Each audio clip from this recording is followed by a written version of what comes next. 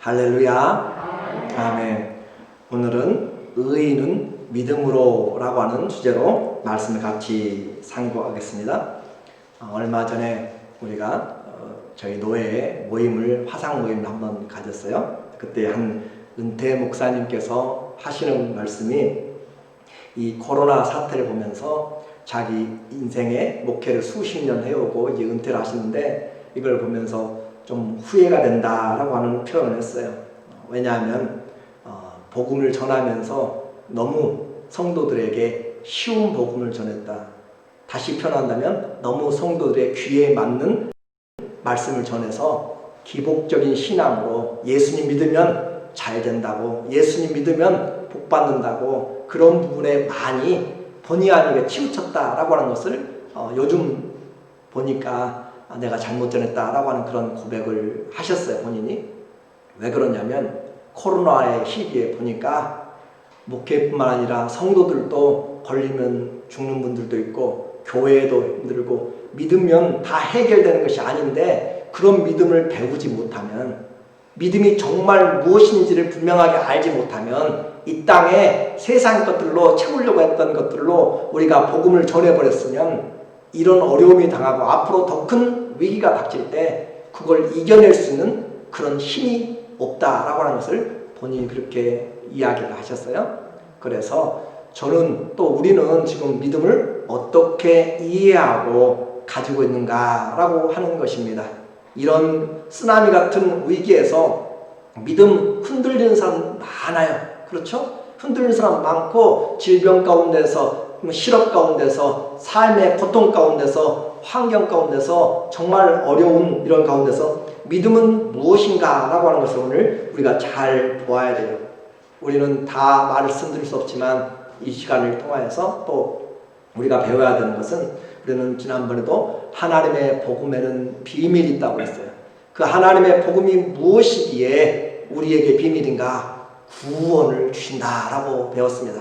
하나님의 복음을 믿는 자들에게는 뭘 줘요? 구원을 주시는데 그 구원은 사람의 행동과 공로로 오는 것이 아니라 누가 주신 능력이에요? 하나님이 주시는 능력이에요. 그러니까 세상이 빼앗아 가지를 못합니다.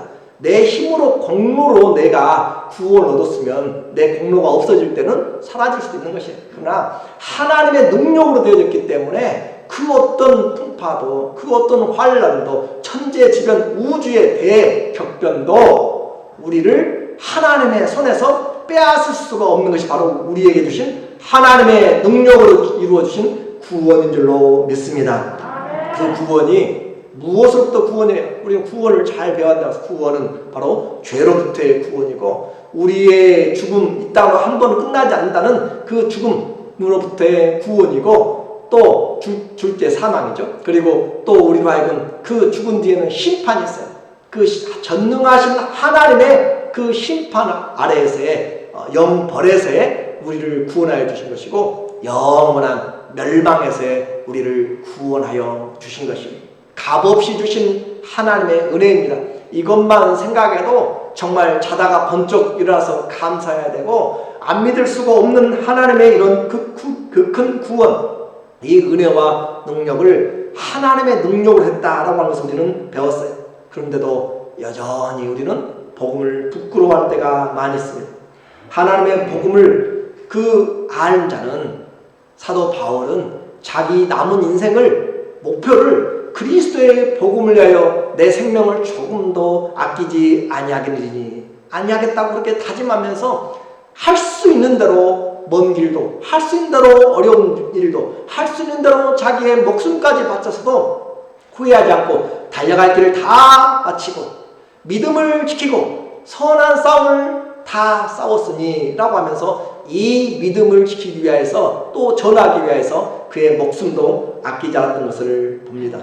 뿐만 아니라 자기의 믿음의 아들, 그 양아들, 믿음의 아들 디모데에게, 그에게 복음 부끄러워하지 말라. 그 복음을 위해서 고난을 받으라고 오히려 그 고난 가운데로 초청하고 있는 그것이 진짜로 복이고 은혜인 것을 바울은 알았어요. 오늘 우리에게 정말로 그가 마지막 로마의 감옥에서 유언적인 명령을 하면서까지 하나님 앞과 산자와 죽은 자 앞에서 그분의 나라, 임하실 나라와 그분의 영광을 가지고 우리에게 명하는데, 이 복음 때를 얻든지 못 얻든지 전하라라고 하는 그것, 복음에는 구원의 능력이 있습니다. 하나님의 능력으로 됩니다. 그것이 복음이에요. 잊지 말아야 될 것은 그 복음에는 하나님의 구원의 능력이다 라고 했습니다. 오늘은 이제 복음의 두 번째 비밀인데, 의인은 믿음으로 라고 하는 이 비밀이에요. 의인은 무엇으로요? 믿음으로. 이 부분 때문에 또 많은 어려움이 있습니다. 이 믿음으로 산다는 이 믿음이 도대체 뭐냐라고 하는, 이 믿는다, 피스테오스라고 하는 믿음이 무엇인가에 대해서 그냥 이 믿음을 또 잘못 알게 되면은, 첫 번째 은퇴 목사님 고백한 것처럼 이 믿음을 잘못 알게 되면 무조건 믿으면 다 된다, 믿으면 집도, 믿으면 무엇이든지 다 된다라고 생각하고 그 믿음을 가지고 잘못하게 되면 우리는 또 어려움에 빠지게 됩니다. 이 믿음을 잘 알아야 될 필요가 있어요. 그래서 정말 저는 많이 기도하고 또 많이 심려를 하나님 앞에 심령을 맡기면서 이 부분을 전해야 될 필요가 있어요. 오늘 본문 17절을 한번 같이 볼까요? 17절에 복음에는 하나님의 의가 나타나서, 뭐가 나타나요? 의가 나타나서 믿음으로 믿음에 이르게 하나니, 기록된 바 오직 의인은 믿음으로 말미암아 살리라함과 같으니라. 이 말씀, 이 한마디가 너무너무 중요하게 지금 되어 있습니다. 그래서 이 로마서 1장 17절은 전체 로마서의 주제 같은 그런 말씀이고, 또 기독교의 근간이라, 기둥이라고 이야기를 할 정도예요. 그래서 어떻게 보면 죄에 대해서, 세상에 대해서 하나님의 이 성도들을 향한 독립선언서 같이, 그렇게 의인은 믿음으로 산다라고 하는 것이 아주 중요한 것이에요. 그런데 이 부분을 잘 이해해야 된다. 의롭다, 의라고 하는, righteousness라고 하는 이 의는, 이것은 하나님의 바른 품성도 되고 하나님의 바른 관계예요. 하나님과의 바른 관계를 이야기하는 단어예요. 그래서 하나님의 의로움이, 공의가 감추어져 있다가 확실히 드러났다. 여기 보니까 하나님의 의가 어떻게 되었으니? 나타났으니. 자, 하나님의 의가 어떻게 됐어요? 나타났다라고 하는 것은 보이지 않다가 보여졌다라고 하는 것이에요. 마치 계시가 드러난 것처럼.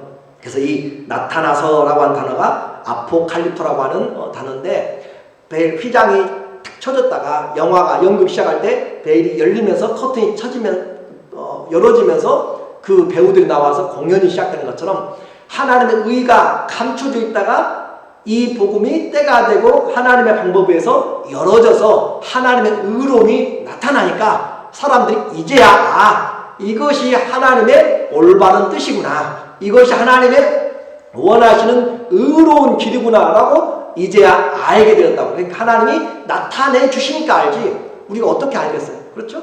하나님이 감춰놓으시면 사람이 아무리 해도 알지를 못합니다.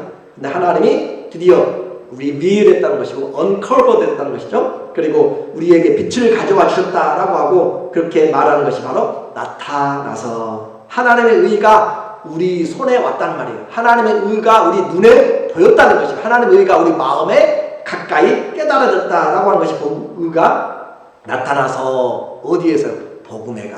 복음에가 하나님의 의로움이 나타났다. 제가 이것을 잘 설명하기 위해서 이제까지도 제가 수없이 이렇게 설교를 해왔고 책들을 보고 하고 했지만, 또 이것을 그렇게 설명하려고 하니까 다시 쳐다보고 수없이 연구를 하고 봐도 잘 설명한 것이 없어요. 성도들에게 이렇게 정확하게 설명을 딱 와닿게 해주는 그런 내용들이 없어서 정말 기도를 많이 했어요. 어떻게 해야 이 한 절의 말씀을 잘 할 것인가. 여러분도 그러니까 그런 기도하는 마음으로 그렇게 들어주시고 이해를 해야 돼요. 여기까지 다 이해가 되시죠? 하나님께서 드러내주신 것, 하나님의 의로운 올바른 길, 성품, 관계들을 우리에게 의라라고 하셨다고 했어요. 그래서 하나님의 이 길을 보여주셨는데, 어느 누가 하나님의 속마음을 알겠어요. 어느 누가 하나님의 선한 길을 보고 만지고 알 수가 있겠습니까? 오직 복음을 믿는 자, 오직 복음을 믿는 자에게 하나님이 나타나서 이제는 다른 길을 가지 않도록. 왜요? 하나님의 의가 나타났기 때문에, 하나님의 올바른 관계가, 하나님과의 관계가 나타났고 하나님의 마음이 보여졌기 때문에 이제는 딴 길로 가면 안 되는 거예요. 자, 가려졌을 때는 내 마음대로 가도 돼요. 이 세상을 이렇게 살아도 되고 내가 배운 대로 살아도 되고 이렇게 살아야 되는데, 하나님의 의가 나타나면 이제 다른 길로 가면 안 돼요. 그래서 하나님께서 그것을 우리에게 나타내 보이셨는데, 이 아들, 하나님의 아들이 오시기 전에는 그렇게 잘못해도 하나님이 그냥 간과하시고 그렇게 넘어가셨어요. 그런데 하나님의 아들이 와서 이 복음을, 하나님의 의로우심을 딱 드러내고 난 다음부터는 이제 다른 것으로 가면 안 되고, 다른 것으로 가르쳐도 안 되고, 다른 길로 따라가서도 안 되는 것이다 라고 하는 거예요. 자, 사도행전 17장 30절과 31절에 알지 못하던 시대에는 하나님이 간과하셨어요. 하나님이 간과하셨거니와 이제는 어디든지 각 사람에게 다 명하사 회개하라 하셨으니, 이는 정하신 사람 예수입니다. 정하신 사람으로 하여금 천하를 공의로움으로 심판하신 날을 작정하시고 이미 예정되었어요. 이에 그를 죽은 자 가운데서 다시 살리신 것으로 모든 사람에게 믿을 만한 증거를 주셨음이니라 하니라. 이제는 예수 그리스도가 오기 전에는 우상을 또 뭘 하나님께서 그냥 간과하셨어요. 그런데 이제는 예수님이 오고 난 다음부터는 우리는 다른 길이 아니라 오직 한 길이에요. 오직 한 길, 오직 한 진리, 한 영원한 생명이 있다라고 하는 것이에요. 그것이 하나님의 의로움이다 라고 했어요. 그럼 예수님 오기 전에는 그러면은 말씀 안 하셨는가? 말씀을 했지만 사람들이 알지를 못했다라고 하는 것이에요. 그래서 하나님이 분명히 과거에도 계속 이야기하셨어요. 그런데 사람들이 알지를 못했어요. 그건 다음 주에 제가 이야기할게요. 짧게 본다면 로마서 3장 21절에 보니까, 로마서 3장 21절에 이제는 율법 외에 하나님의 한 의가 나타났으니, 자, 율법에도 하나님의 의가 나타났어요. 율법에도 하나님의 의가 나타났는데 사람들이 도무지 알지를 못하고 깨닫지를 못해요. 그래서 율법 외에 하나, 무슨 말이야? 외에 하나 더, 그것이 바로 예수 그리스도를 믿는 의입니다. 한 의가 나타났으니 율법과 선지자들에게 증거받은 것이라. 곧 예수 그리스도를 믿음으로 말미암아 모든 믿는 자에게 미치는 하나님의 의로움이니 차별이 없느니라. 그래서 이제 차별 없다. 누구든지 이방인이나 헬라인이나 유대인이나 민족과 또 신분 고하의 남녀 귀천 상관이 없이 전부 다 믿음으로 구원을 받는 이것으로 하나도 차별이 없고, 오직 그것은 누구로 나타났어요? 예수 그리스도를 믿음으로 하나님이 의롭다 하셨다라고 하는 것이에요. 그러므로 예수님이 우리의 의로움이다라고 하는 것을 오늘 성경에서 말해요. 이 말이 너무 중요합니다. 예수님이 우리의 의를 지금 하나님이 드러내셨어요. 드러내셔서 우리가 그걸 잘 봐야 이제 이 의는 그냥 아는 것만이 아니라 우리가 따라야 될 길이고 순종해야 될 삶이고, 이 의를 사는 것이 바로, 의는 믿음으로 사는 것이 바로 예수님을 쫓아서 살아가는 길이 인생이다라는 것을 말씀한 거예요. 여기까지 이해가 되세요? 자, 이제 이걸 다 한꺼번에 다 이해할 수는 없을지라도 여러분이 이제 마음으로 깨닫고 또 그렇게 여러분이 느낄 수 있는 데까지는 우리가 함께 기도해 볼게요. 자, 그래서 복음은 우리가 예수 그리스도는 그냥 예수님 기독교 있다더라 라고 하는 것이 아니라 하나님의 의로우심이 나타난 사건이고, 그것이 바로 하나님의 의로움이에요. 그러니까 다른 곳에는 하나님의 의로움이 없어요. 오직 예수 그리스도에게, 그분을 믿는 것에 하나님의 의로움이 있어요. 자, 예를 들어서 어떤 사람이 운전을 하고 하다가 교통사고를 내가지고 큰 사고가 나서 건물도 파괴되고 저렇게 했어요. 그래서 감옥에 되었는데, 그 사람을 감옥에 했는데 그 사람을 이제 죄를 없애주는 무죄라고 할 수 있는 것은 이제 판사가 이것저것 해가지고 하는데 판사의 선언이 최종적이죠. 그런 것처럼 그가 죄가 없어서 무죄가 아니라 그 모든 변상을 부모가 다 건물의 배상을 다 해줬고 합의를 다 봤어요. 피해자 합의를 다 보고 나니까 그를 이제 판사가 무죄를 이제 했는데, 그렇게 했다고 해가지고 그 사건 자체 그리고 그 모든 것들이 죄가 없어지는 건 아니에요. 그런데 거기에 대한 그의 신분은 죄인에서 이제 무죄로 바꿔지게 되는 것이에요. 그런 것처럼 우리는 죄인이고 사고를 치고 죽을 수 있는 죽음의 그런 감옥에 있었는데, 예수님이 그 모든 것을 다 처리를 다 하셨어요. 모든 것들을 다 감당하시고 회복시키시고 정상으로 다 해놓으셔서, 그래서 우리에게 하나님이 이제 그 예수님을 믿는 자를 무죄라고 그렇게 우리에게 의롭다라고 칭하신 것을 이신칭의라라고 하는 것으로 이야기를 해요. 그러므로 우리 자신이 뭘 해가지고 한 것이 아니라 예수님이 다 합의를 하셨고, 예수님이 다 거기에 대해서 넘치도록 보상하셨고, 충분히 다 모든 것을 깔끔하게 다 합리적으로 하셨단 말이에요. 충분하게. 그래서 그것을 믿는 자에게 의롭다 하는 이것이 바로 믿음인데, 의인은 믿음으로 산다라고 하는 이것이 오늘 우리가 이야기했던 것이에요. 이 믿음, 잘못 이야기하면 산으로 가버리고 잘못 이야기하면 죽음으로 갈 수도 있는 이 부분을 어떻게 이해할 것인가. 이 의인은 믿음으로 말미암아 살리라 라고 한 것이 성경에 4번 나옵니다. 구약 하박국에 한 번 나오고 2장 4절에, 또 신약에서 오늘 본문 로마서 1장에서 나오고, 또 갈라디아에서 3장에서 나오고, 히브리서 10장에서 나와요. 그러니까 구약에 한 번, 신약에서 그것을 끌어다가 쓰면서 3번이 나와요. 그러니까 4번, 총 4번 나오는데 이 말이 얼마나 중요했는가라고 하는 것이에요. 로마 카톨릭의 1500년경에 마르틴 루터라고 하는 사람이 신부였어요. 카톨릭의 신부 아시죠? 사제였단 말이에요. 그 신부가 그가 하나님의 말씀을 그렇게 가르치고, 또 그들에게는 로마 성당 베드로 성당 거기로 올라가는 그것이 아주 계단이 높은데 그것을 올라가는 것이 수행이고, 이 사람은 그 여러 가지 고행과 수행과 또 하면서 자기 고해성사, 그 고해성사를 자기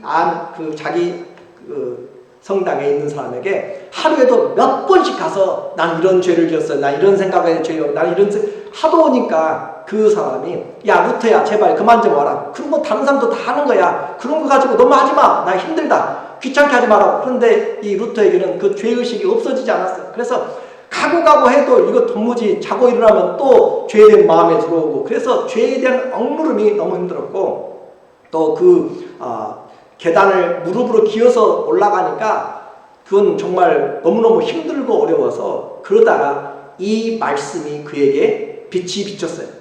의인은 믿음으로 말미암아 살리라 라고 하는 거지, 내가 지금 이렇게 수행하고 내가 이렇게 다른 사람에게 죄를 고해하고 그렇게 해가지고 되는 것이 아니고, 또 특별히 보니까 그 가톨릭의 모습에서 공로로 행위로 구원받는 것과, 특별히 죄 있는 자들은 건축하기 위해서 면죄부를 사라, 건축 헌금을 내기 위해서 돈을 내면 죄를 사해주는 그런 면죄부를 주겠다라고 해가지고, 그렇게 해가지고 건축하는 그런 면죄부의 판매와 성인들을 형상화해놓고 거기서 기도하면 은혜를 받는다, 또 영향력이 있다라고 하는 그 성상들, 그림들을 그려놓고 그 앞에서 또 숭배하고 마리아의 숭배와 이런 것들을 보면서 이것이 구원이 결코 될 수가 없다라고 생각하면서 오직 의인은 믿음으로 말미암아 산다라고 하는 것을 그의 마음에 빛이 비춰지자 그가 일어나가지고 계단을 뚜벅뚜벅 걸어가가지고 계단까지 올라갔다가 내려왔습니다. 후에 루터는 그의 일기에서 나는 그때 나에게 천국이 열리는 것을 보았다라고 기록해요. 그리고 나서부터 이 구원은, 우리의 구원은 사람의 공로 행위와 그 어떤 것으로 되는 것이 아니라 오직 하나님의 능력으로 되는 것이고 하나님의 은혜로 되어진 것이다 라고 하는 것을 깨달아서 은혜의 구원, 오직 믿음이라고 하는 것을 내세워서 카톨릭과 이렇게 대적하게 됩니다. 그러므로 카톨릭에서 2단으로 정죄를 받게 되고 개신교가 출발하게 되는 것입니다. 그러므로 이제 우리는 믿음으로 의롭다 한 것을 이제는 알았는데 그 믿음으로 산다는 것이 무엇인가라고 하는 것이 오늘 이제 그것을 배우려고 하는 거죠. 그 어떤 말씀을 해야 할 부분이 잘 이해할까? 이 말이 제일 먼저 사용된 것을 알면 훨씬 더 이해하는 데 도움이 될 것 같아요. 그러면 어떻게 해서 이 하박국이라고 하는 사람이 의인은 믿음으로 산다라고 하는 이 말씀을 그가 깨달았는가, 어떻게 받았는가? 이것은 사람이 받은 것이 아니고 하나님이 주신 것이기 때문에 하나님이 주셨는데 어떤 상황에서 하나님이 의인은 믿음으로 말미암아 산다라고 한 것을 하나님은 왜 주셨는가? 어떤 환경이 주셨는가? 그것을 우리가 알 때 우리의 삶을 잘 적용할 수가 있습니다. 여기까지 이해가 되시죠? 이제 우리의 마음을 모아서 하박국의 맨 처음에 이 부분을 한번 해보자고요. 자, 이스라엘 남쪽의 유다의 사람들이 살아가는 것은 옛날이나 지금이나 다 먹고 마시고 장사하고 시집가고 여러 가지 똑같죠. 또 사기치고 그러면서 죄들이 많고 보니까 유대인의 사회인데도 불구하고 어떻게 보면은 그 믿는 사람들이잖아요. 그런데도 불구하고 거기에 죄악이 끊이지 않습니다. 그리고 강포, 폭력이 많고 또 폐역이 많고 정말 어떻게 보면은 그곳에 불법이 판을 치고 있어요.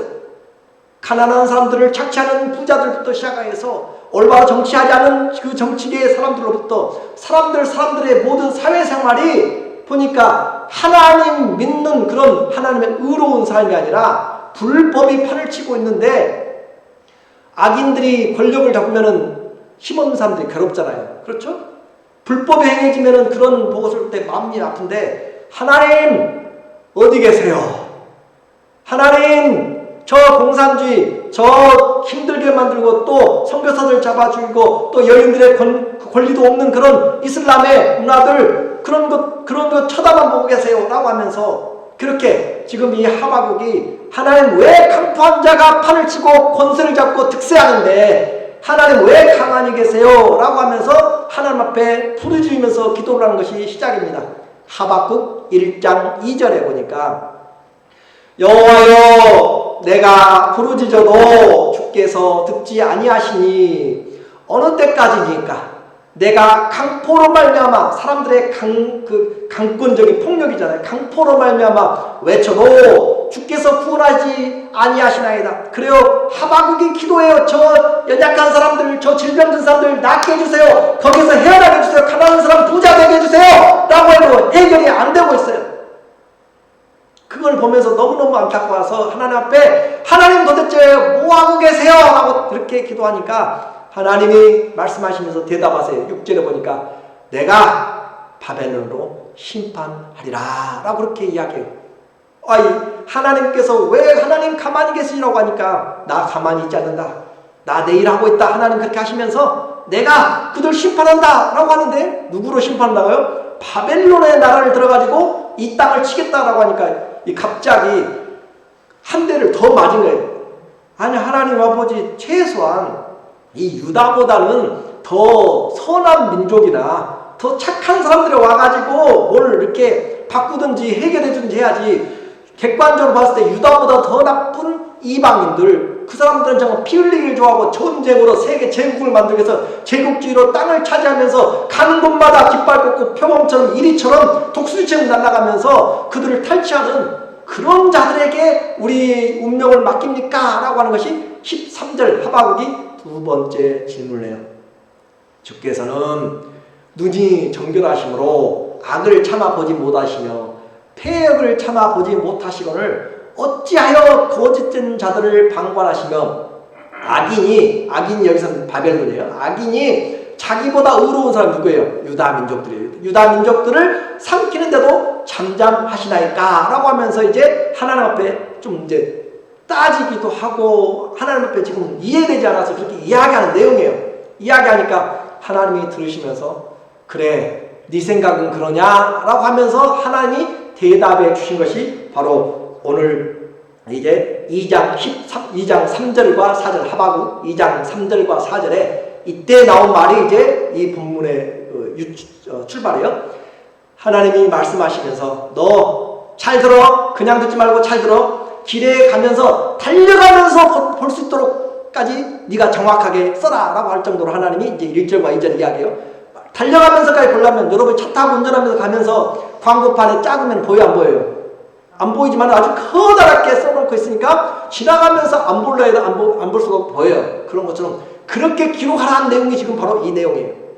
하나님이 지금 하박국이 의심 가지고 품고 있는데 하나님이 하신 대답, 하늘의 하나님의 지혜로 말씀하시는 뭔가 했더니 이 묵시는 정한 때가 있나니 하나님의 뜻이 하나님의 계획, 하나님의 계시는 정한 때가 있다. 때. 하나님의 타임라인이 있을 때가 있나니 그 종말이 속히 이르겠고 곧 이 말은 하나님께서 바벨론 그들 걱정하지 말아야만 네 손에 있지 않고 내 손에 있다.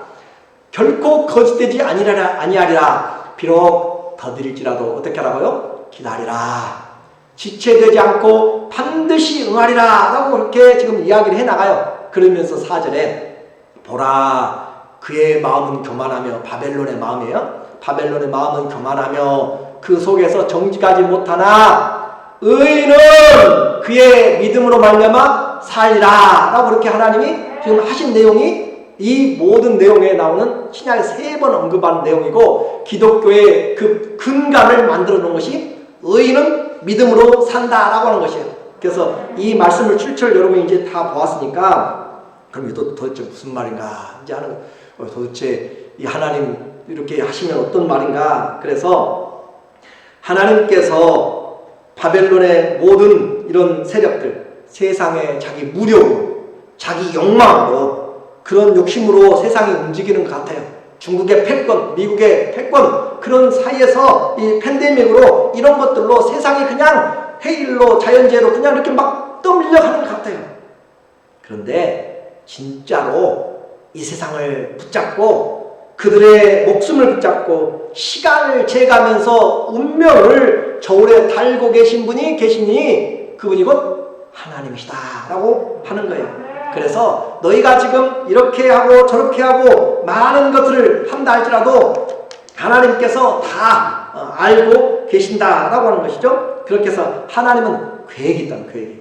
하나님의 뜻이 있어요. 2장 10절에 하박국 2장 10절에 보니까 하나님이 이야기하신 대로 네가 많은 민족을 멸할 것이며 바벨론이에요. 바벨론이 많은 민족을 멸망해가지고 바벨론의 제국을 만들 거예요.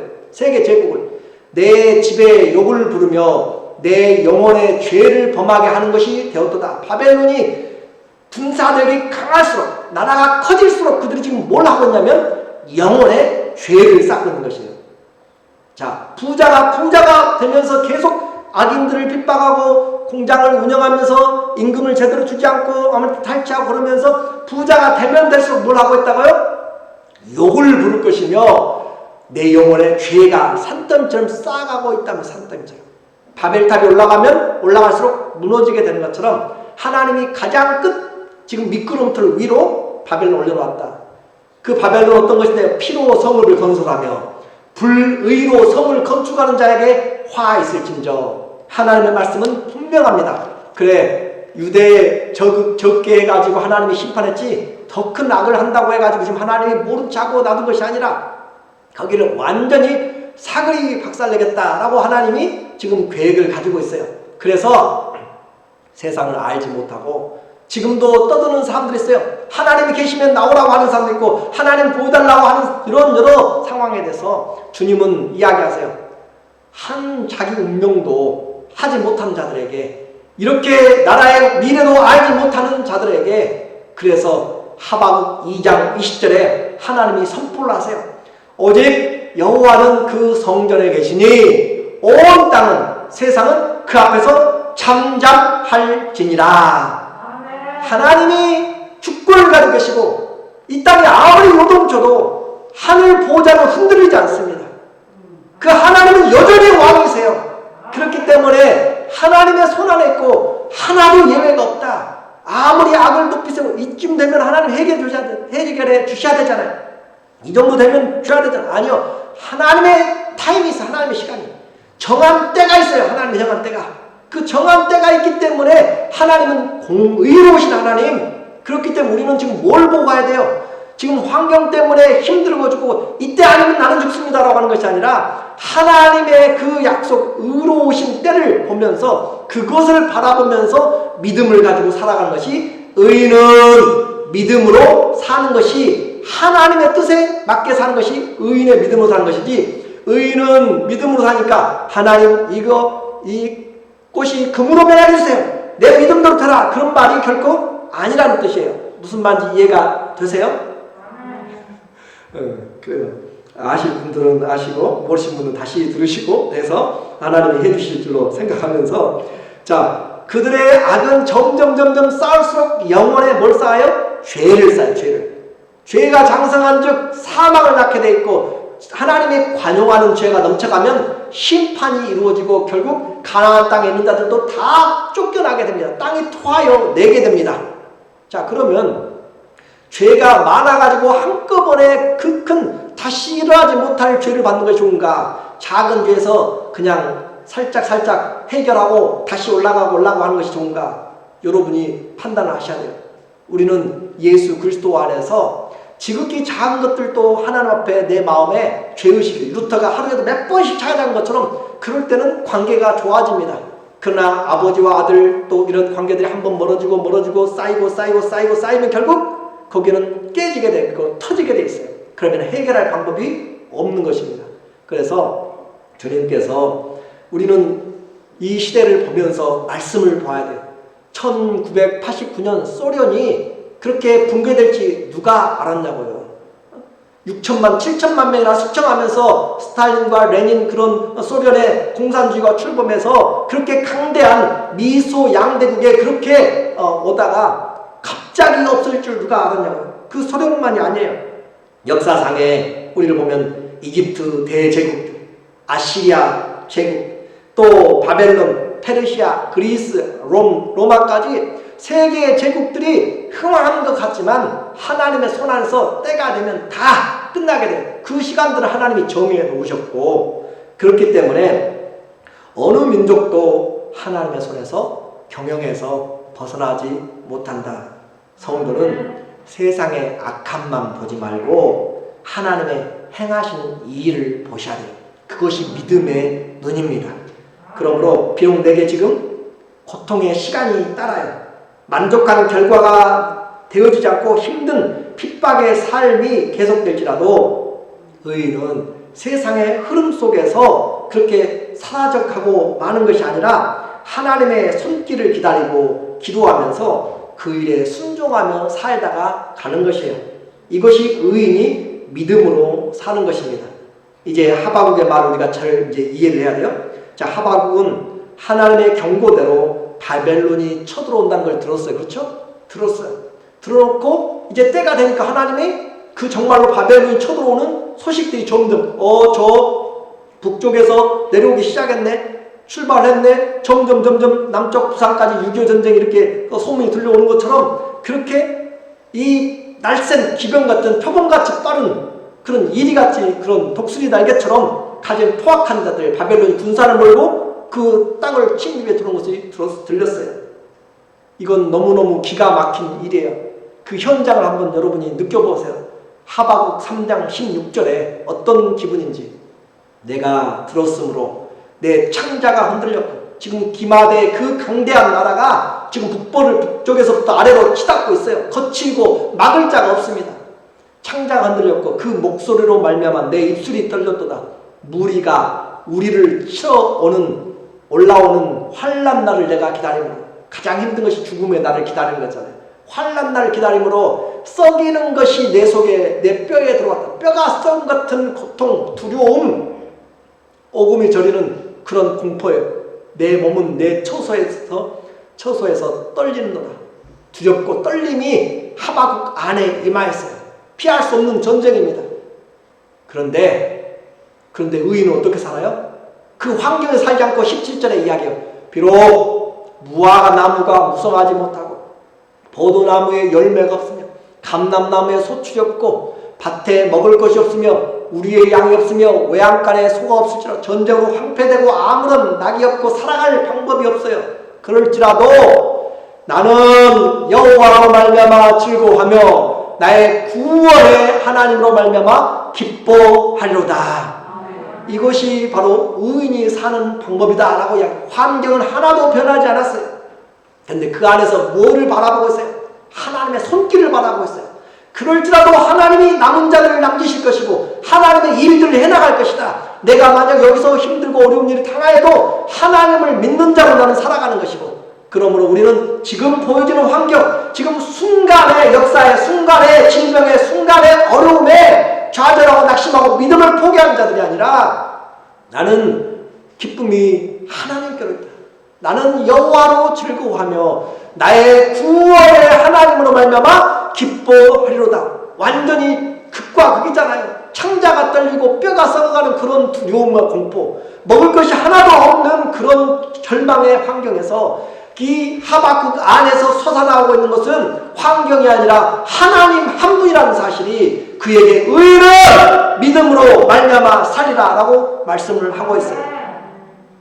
하박국 기도한다고 해가지고 전쟁이 없어집니까? 하박국 기도한다고 해가지고 지금 열매가 막 누더기로 생기고 오병이어 같은 기적이 일어나냐고요? 아니요. 하나님의 믿음은 그럴 때도 있지만 그러지 않을 때도 있어요.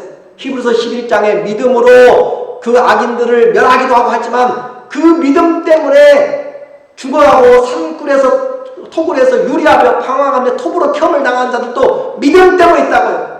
믿음을 한쪽으로만 생각하지 마시고 의인은 믿음으로 사는데 하나님의 말씀을 따라 사는 것이 믿음입니다.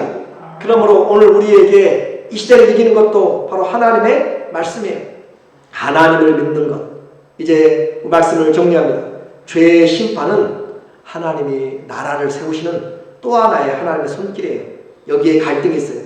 그러면 이제 성도는 무슨 일을 만나든지 세상사 관심을 끊고 또 오직 하나님이 계시니까 걱정하지 않고 세상에 무관심하게 그렇게 있는 자가 믿음이 좋은 자인가 착각하면 안 되는 것이 바로 이 부분이에요. 세상 어떻게 되든지 나 상관없어, 나는 믿음이 있어 라고 하는 것이 믿음이 좋은 것이 결코 믿음으로 사는 것이 아니다 라고 하는 것이에요.